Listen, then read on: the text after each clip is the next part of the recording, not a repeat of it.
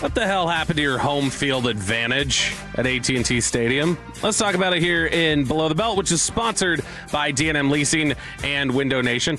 I've also, if you like here, we can also get into these. I got a couple star-ups, too. Sure. That we can do. Because I actually... It's your segment. This is probably the most split on a star-up, star-down email that I've sent, where I feel like I had... It's the most like the most even balance, because most times we're coming in here and saying like they were either just awful or they were great. And yesterday I do think there were some good things that they got out of this game. But I want to talk about the offense specifically, because the offense right now, this is such a bad omen, the way that they're playing. As it stands right now, the Dallas Cowboys are top 5 in offense in points and yards. So top 5 across the entire NFL. Since the NFL merger in 1970, and you expanded the league, because obviously in the 60s, there were times where you were competing against 12 teams and you could be in the top 5 and be middle of the pack. But since the merger, the Cowboys have finished in the top 5 of both 16 times. They have made the playoffs every single year that it's happened, and their cumulative winning percentage is 75%, which means that essentially when they go top 5 in both of those metrics, the Cowboys this season would have reasonably expected to be 12-5. And here they are sitting at 6-8, not only missing the playoffs and potentially facing the first time they finished 500 in a season with this being the case, but also potentially looking at having a losing record, because the worst record they had ever had previous to this was 9-7. That was 2006. And the only reason why that had adjusted was Romo came in midway through the season, and it wasn't exactly a 9-7 team. 3-3 when he came in, something like that. 3-3, 3-4 maybe. But he came on, and the offense changed when he got there. That's how that whole makeup had changed for them. But this is essentially, if they finish the season in the top 5, the worst this team has ever been when their offense has been this good, and it's not close. Just about every year that they've won the Super Bowl, in fact, I think it is every year that they've won the Super Bowl, they were top 5 in offense on points and yards. And they got that check this year. The problem is that the defense is just that bad. Yep. And specifically yesterday, I was trying to take a look at if they... By the way, let's play Drew Brees real quick, because he was on the pregame show. I actually thought he did a really nice job on the TV call yesterday. He's been disappointing as a studio analyst. He's not going to give you crazy hot takes. He gave one about the Eagles. But I thought he was actually pretty good as a color guy yesterday. And here he is on the fan pregame show talking about Dak's year. Let's start with Dak. I think this is one of his best seasons thus far. I think a lot of that is his relationship with Brian Schottenheimer. Obviously, Schotty's been a part of the program now for 3 years, took over as head coach this year. I think he's really built an unbelievable offense that certainly suits Dak's strengths. I see great poise, great command of the offense. Dak can make every throw. I mean, you just feel like a great leadership, with him. And I look, the statistics, validate that. He's got, one of the best wide receiver tandems to throw to. I think the George Pickens pickup, early in the year with the trade was great, not only for him and for Dak, but also for CeeDee Lamb, and just how dynamic this offense was able to become with those two guys. Yeah, look, I mean, the offense has been clicking for the most part. I think we are a little bit stuck in what we saw in the first half of the season, though, in terms of when we talked about how good the offense has been. Because when you look at the second half, particularly at home, things have really kind of shifted for the Cowboys. So the first 3 weeks of the season, the first 3 home games of the year were against the Giants, Packers, and the Commanders. And in those games, the Cowboys were averaging a little under 41 points per game at home, which... That's basically Dak. Typically, when Dak has been healthy, and he is since his second season, when he's healthy, they average since 2018 about 40 points per game at home when he's healthy, and he's linked up with an offensive coordinator that's not Scott Linehan. Then they average in general around 37 to 40 points per game, depending on the year. So they've been really, really strong at home the last couple years, and it looked like it was continuing this year. 40 points per game. All right, they're back. This is what they do. They're going to be in position, and they're going to continue every home game. They're going to be a threat to put up 40 points. The problem is that starting with the Arizona game, they finished the final 5 games at home. They averaged 23 points per game at home.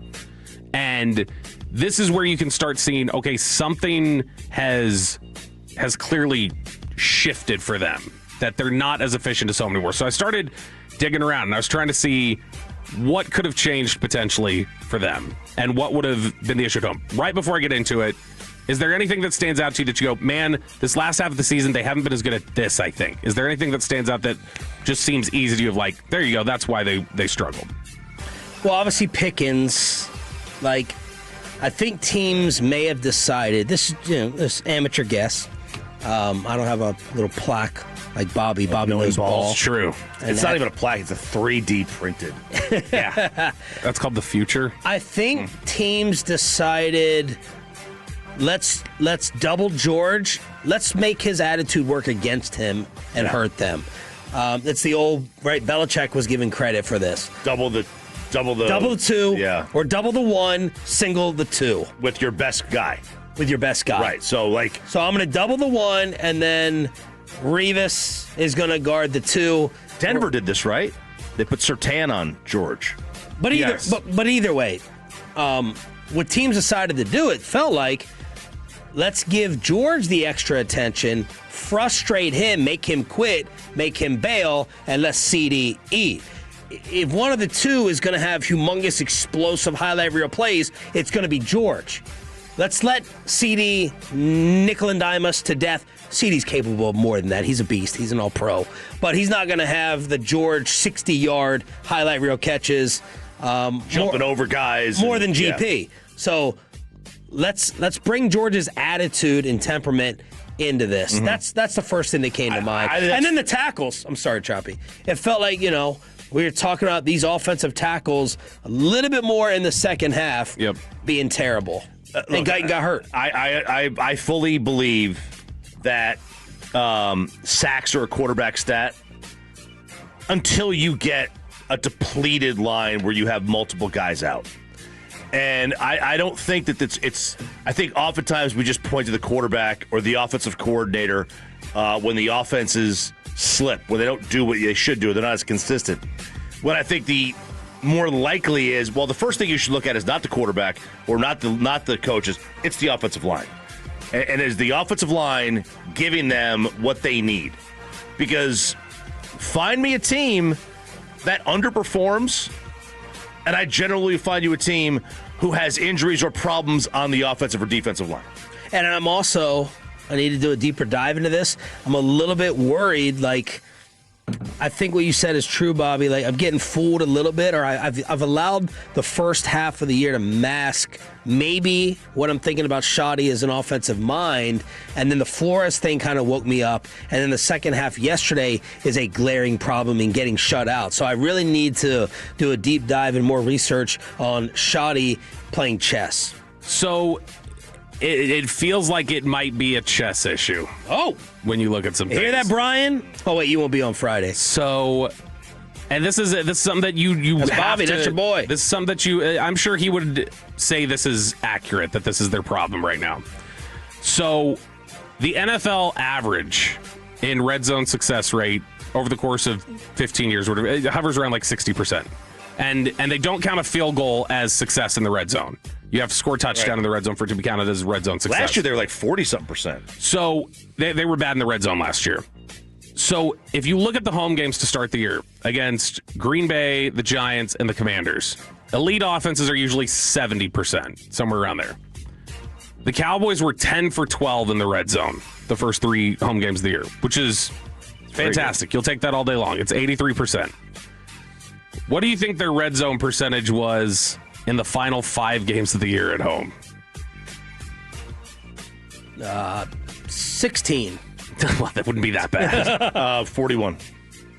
Close. 45. In the final 5 games, they had 8 more opportunities in the red zone than they had in the first 3. They scored 1 fewer touchdown in the final 5 games at home in the red zone than they did in the first 3. In fact, they only failed on 2 times in the red zone the first 3 weeks, the first 3 home games of the year. They failed 2 times or more in every single game in the red zone the final 5. They went 1 for 3 against Arizona, 3 for 5 against Philly, 2 for 4 against Kansas City, 2 for 5 against Minnesota, 1 for 3 against the Chargers. The problem here is also it wasn't just red zone. They were finishing 1 for 3 against Arizona in goal to go. They were 3 a lot of these were about 50% in goal-to-go situations, which is brutal. There's something wrong with whatever they're designing right now when they get into those tight spaces. That happened with Kellen Moore at one point, where the tighter the field got, the more it kind of worked against him in the way that he liked to use space. What was Kellen's last year?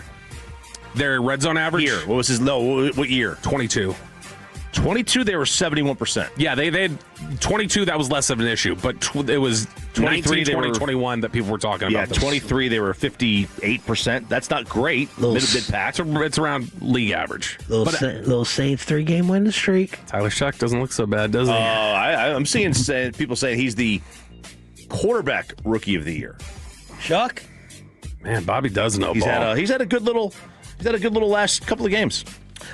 Jerry Jones was asked yesterday if Shoddy has a little bit too much on his plate. Game manage, play caller, OC, helping Eberflus. Well, it's a lot because he's really ultimately the decision maker on the play calling. And so it's a lot. A lot of people don't believe that the head coach should be a coordinator. But I've seen it done both ways. Very successful. And you're getting to use a lot of the breadth of his experience, Brian, growing up where he's grown up, the staffs he's been on.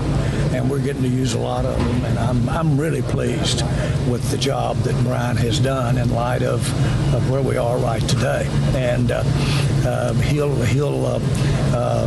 get in here and we'll do a great job of addressing. Now, let's do something that makes a difference when we line up, no matter when we line up on defense, or we got to get some pressure. See, here's the problem, too, is that this is the same thing we talked about last week. I've got concern about when they cross the 50, the way he changes the way that he calls plays.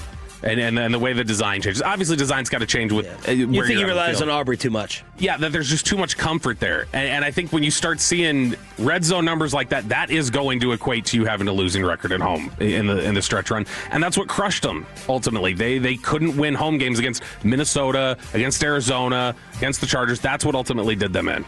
Lee Bell.